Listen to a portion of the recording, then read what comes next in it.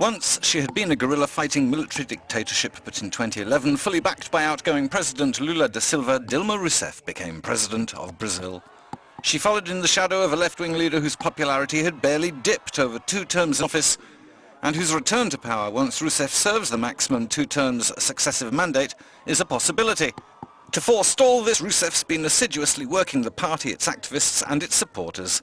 That is, when she had the time, as she entered the office just as recession hit the economy and problems began to hit her government almost immediately.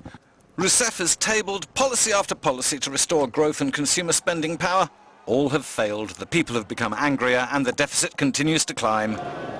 Into this toxic mix was thrown the Petrobras scandal, lighting a firestorm. The tentacular scandals spread from the state-owned oil giant into the public works sector, implicating a horde of politicians who've taken cash for contracts, which have then been overbilled. Rousseff's name appears in none of the multiple investigations, but as she was the president of Petrobras's governing council at the time, Brazilians refused to believe she's innocent. Despite this, Rousseff was re-elected in October 2014, shortly before Petrobras's share price collapsed. Her political enemies, who burn with the desire to end the Brazilian left, were furious and by the end of 2015 were ready to strike in Parliament, its president approving a destitution procedure.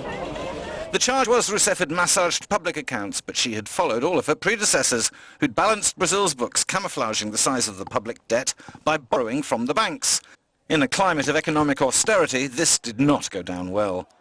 Even harder to swallow was Rousseff's leaping to Lula's defense after he too was sucked into the Petrobras swamp, questioned by police, and had his home searched. Her defense was so loyal she brought Lula back into government as leader of the cabinet. It added to the people's anger and chipped away a little more at Rousseff's credibility.